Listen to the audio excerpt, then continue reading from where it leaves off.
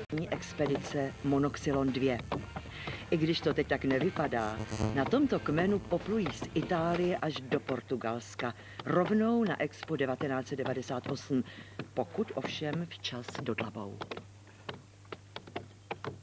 Před chvíličkou jsme viděli záběry ze zimy, podle oblečení jsem to tak typla asi na leden a teď už to plavidlo je téměř hotovo, připraveno k vyplutí. Pojďme si něco říct o vaší cestě, o jejím významu. No, připravujeme plavidlo pro expedici Monoxylon 2. To, že je druhá, znamená, že v roce 1995 jsme už přijeli Egejské moře na podobném plavidle. Ale tahle ta loď je vlastně úplně jiná, protože byla postavena podle originálu, který byl nalezen v roce 1994 nad Římem v jezeře Bracciano. Takže když vidíme teď tady tu rekonstrukci lodi, tak to už je to, co mohlo v pravěku skutečně plout. Ta první loď ještě byla hypotetická. Čili je to pravěké plavidlo? Je to pravěké plavidlo z doby asi před 8000 lety, takže dá se říct jedna z nejstarších lodí v Evropě, jaká vůbec mohla plout. Kudy jste pluli tu první expedici? To bylo přes Egejské moře a ta trasa byla trošku odvážnější, protože jsme jeli napříč Egejským mořem. Sice tam, kde vzdálenost mezi ostrovy byla relativně nejbližší, ale přesto tam byla také často cesta přes otevřené moře. Přes otevřené moře a mezi ostrovy. A tentokrát?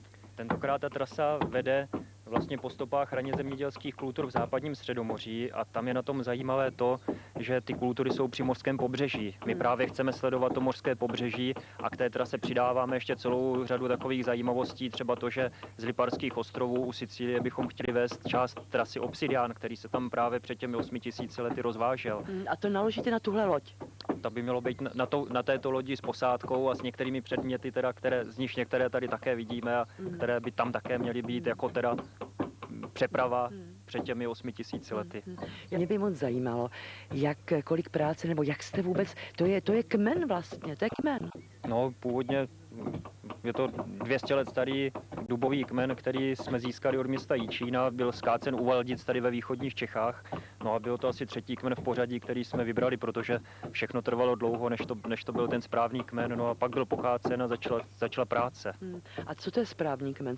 Jaké musí mít parametry, když se má dlabat? No, my jsme věděli podle toho originálu, který měl šířku přes 1 metr, tak jsme hlavně potřebovali strom, který by byl přes metr široký, kolem 11 metrů dlouhý.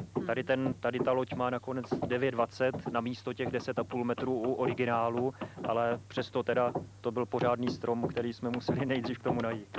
Jaké nástroje jste používali? No, nejdřív bylo potřeba tady srovnat takovou plošinu, do které jsme se zakousli těmi nástroji a pak teprve jsme začali hloubit ty stěny. Ale ty stěny zpočátku byly ještě tak přes 20 cm silné a to všechno, tu šířku, co vidíme teď, tak ta vznikla až tím otesáváním, potom pořád dalším, které šlo níž a níž. A neměli jste strach, že se dostanete skrz? No, to je hezké české slovo, skrz. Je potřeba, protože jsme už tohle vlastně 5. loď v pořadí, takže s tím jsme některé špatné zkušenosti měli, takže bylo potřeba měřit ty stěny pomocí těch měrek, které tady třeba máme. Můžeme si to ukázat, jak se měří stěny? No, tady tu měrku vyvinul náš kormidelník a je to jednoduchý princip tady těch ramen, která se stisknou a tady na té stupnici tedy pak to ukazuje šířku těch stěn tak, jak by měla být, takže neustálým poměřováním teda z místa na místo je možno odebírat tedy tu hmotu tak, aby nedošlo k tomu poškození, aby ta loď byla rovnoměrně vlastně postavená a ty stěny byly rovnoměrně široké. Ty první 3 metry tady pro tu příčku jsme pracovali tady s těmi kamennými nástroji, protože celá ta loď je z mladší doby kamenné, kdy se používaly jenom tyhle nástroje. Používali jsme teslici a mimo ní jsme používali i sekeru a pomocí těchto nástrojů tedy všechno probíhalo dál. Ano, já bych se zeptala tady vás, prosím vás, můžete na chvilku přestat, jak se vám to s tím pracovalo? No tak jednak se musí říct, že kamenný nástroj každý má takovou svoji duši, takový originál, člověk se mu musí podřídit a musí si na něj zvyknout a naučit se s ním, co chce a co vyžaduje a potom to docela jde. Tohle je originál, u kterého se nejsou známy nálezové okolnosti, takže se může použít na tuhletu činnost a tu vlastní hmotu. Já tady vlastně ukážu ten nástroj, který to zas až tolik neudělá, ale hlavně tenhle nástroj teda ubral tu hmotu toho dřeva. Už je to potěžka? Ano. Jo, tak tím bych tedy nemohla pracovat. Tohle to už není originál, to je replika udělaná současně, nebo v současné době. A je to asi jedna z nejmasivnějších seker, která se dá najít pro tuhle dobu, takže v zásadě, když si představíte, že tady byla ta hmota toho dřeva, To si ani neumím představit. tak je třeba jít co nejšiknějc na tu plochu toho dřeva, aby se to dalo vyštěpovat a potom mít po vlákně a tak se dají vyštípnout docela slušně velký kusy, až se to nezdá na tutu. A pak teslice samozřejmě se to na těch dvou stranách zarovnává. Vy tady pořád vyštěpujete, ale a přitom také studujete vysokou školu. A tak co zkoušky? No, škola je škola a škole se člověk nesmí podřizovat. Prostě škola není celý život. To prostě dá se to samozřejmě, že Zkoušky už jsou hotovy. ještě ne. Zrovna zítra mě jedna zkouška čeká, ale Tak držíme jak palce. říkám, člověk se tomu nemůže podřizovat. Tak to byla hezká informace před panem profesorem, před panem magistrem, vyučujícím dokonce, že žák se nemá zcela škole podřizovat. Co tomu říkáte? Já si myslím, že to je tak správně a u mě má Ríša už všechny zkoušky hotový, protože pravěk a starověk je už v prvním ročníku, takže já s tím jedině souhlasím. A má to za jedna, takže je to v Je pořádku. to tak. Pojďme tedy si už konečně říct o té trase. Vy tady pojedete po druhé, máte nějaké zkušenosti, ale tahle ta loď je o 3 metry delší, ale to dost znamená, ne? No, o 3 metry delší znamená větší nebezpečí na velkých vlnách, to uvidíme právě, co to všechno udělá, ale protože skutečně ta délka je podle originálu, tak uvidíme, jak to šlo. By mělo. By mělo, protože uvidí se tedy, jak to všechno jde. My tady máme na tom obrázku naši trasu, celkově je to několik tisíc kilometrů, takže my jsme z nich vybrali právě úseky, které jsou nějakým způsobem historicky podložené. Takže tady je třeba vidět ta první trasa z Liparských ostrovů podél Itálie až nad Řím. Tam je jezero Bracciano, kde byl nalezen ten člun. Další trasa asi 400 km, 800 km je zhruba ten první úsek, 400 km je podél Francie. Při té první akci jsme zkoušeli tedy i plachtu na nátlak tedy některých odborníků, kteří se domnívali, že už takhle v raných dobách ta plachta tam byla. Ale nakonec v Egejském moři se ta plachta vůbec neosvědčila. Všechno tady probíhalo nakonec bez plachty, protože ta plachta jednoduchá se dá používat jenom na zadní nebo zadoboční vítr, takže tentokrát plachtu nebereme, ona také tu loď převrací, takže všechno pomocí pádlování, takže budeme mít dřevěná lepená pádla a jedině ten lidský pohon. A kormidlo.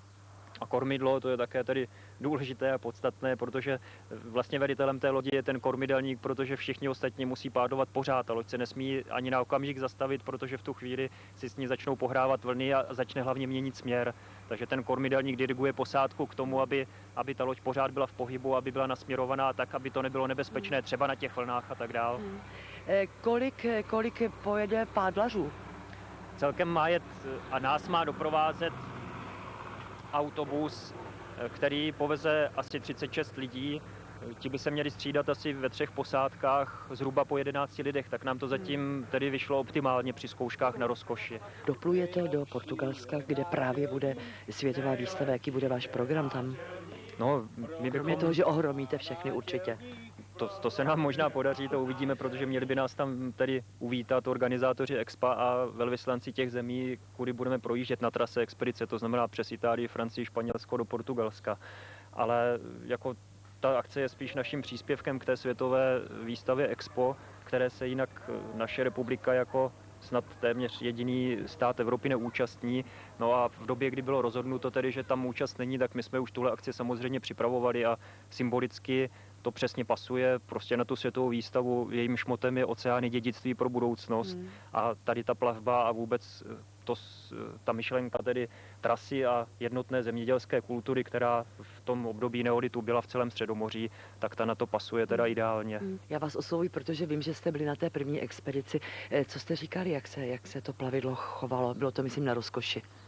Já bych řekl, že je stabilnější, protože předtím u té jedničky jsme museli používat plovák a ten zatím není potřeba. A nepotápí se to moc, když je to tak těžký? No, jako jsou trošku problémy s tím ponorem, jako ponor je dost hluboký, takže ty borty jsou nízký, takže máme trošku obavy, jako až budeme na moři, že by se tam ty vlny mohly přelejvat, no ale právě potřeba to ještě trošku odlehčit, aby se ta loď zvedla a snad to bude dobrý, no. Já už jsem řekla, že jste byli jednou. Znamená to, že to bylo příjemné dobrodružství vydat se takhle nad Labanem kmeni, když jste si teď troufli po druhé, vy už jste dokončili studium, už jste dokonce magistře, vám gratuluji. Takže to bude tak trošičku jako za odměnu.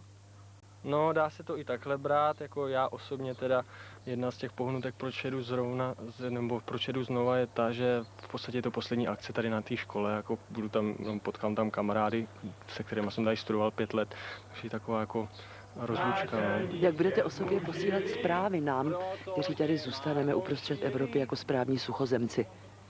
No tak měli by přicházet každý den zprávy na internetu, takže zájemci si mohou nalistovat příslušnou stránku na internetu a tam by měli teda najít informace.